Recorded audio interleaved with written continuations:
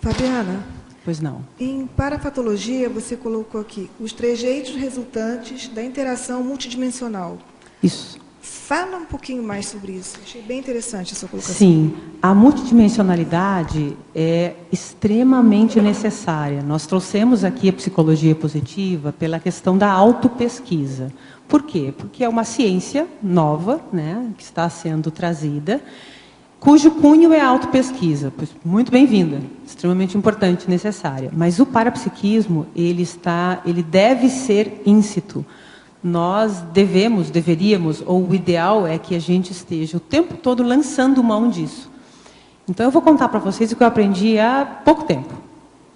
Não faz muito tempo. Um pouco mais de um ano, não sei, não vou saber precisar bem. Mas eu fazia estado vibracional, trabalhava com energias, faço TENEPS desde 2004. Mas eu adquiri o seguinte hábito. Eu converso com as pessoas e eu começo a jogar energia. E aí começam a vir informações da pessoa. Veja, eu estou na Conscienciologia desde 97. Eu fiquei 10 anos, de 97 a 2007, dando aula. Conhecia a teoria, bacana, né? Dava aula muito bem, falava muito bem, mas não aplicava. Então, eu era uma exímia professora, só que não tinha a aplicação dessa teoria. E o que é aplicar? É exatamente o parapsiquismo, que é a convergência. Então, é a convergência de você com o aspecto parapsíquico. Nós somos parapsíquicos e multidimensionais.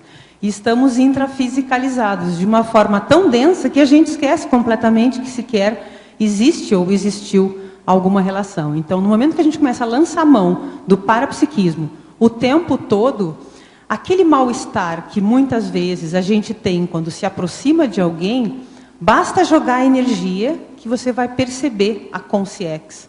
Muitas vezes diz respeito à consciex. Não é nem paragenético, não é de vidas passadas, é que a pessoa está com uma companhia que precisa de uma força, de um resgate.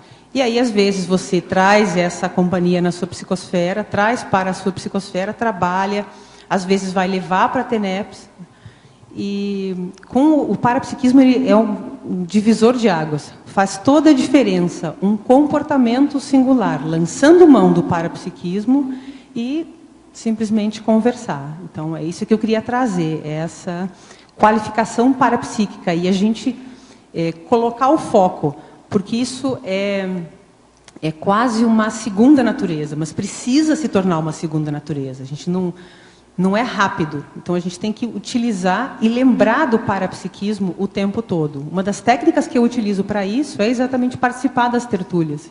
Então aqui a gente está sempre evocando, debatendo as dinâmicas também, e o nosso dia a dia ele tem uma relação direta com o parapsiquismo e ajuda a gente também a chancelar essas neossinapses parapsíquicas que são, eu diria que imprescindíveis. Se nós queremos chegar à desperticidade, a um nível de reurbanização planetária, a gente tem que lançar mão do parapsiquismo o tempo todo.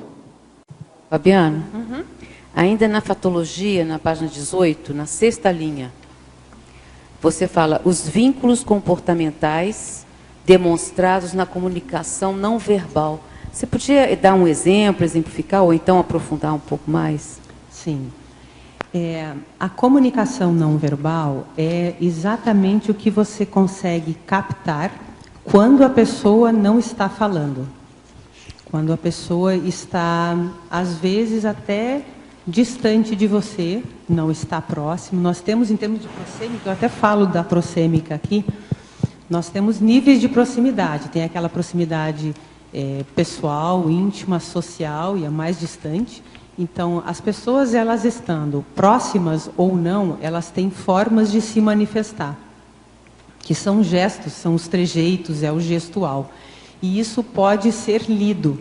Além desta forma não verbal, o aspecto parapsíquico, que eu trouxe agora há pouco, também pode ser lido. Muitas vezes você percebe um mal-estar de uma pessoa que está distante de você. Então, você joga energia e você percebe o resgate da consciex. Então, você conseguiu fazer uma leitura da comunicação não verbal. A pessoa não estava falando, às vezes até estava distante de você, e você conseguiu fazer uma leitura e conseguiu dar a sua contribuição, dar o seu quinhão, nesse sentido. Então, vale a pena a gente analisar também a comunicação verbal e não verbal.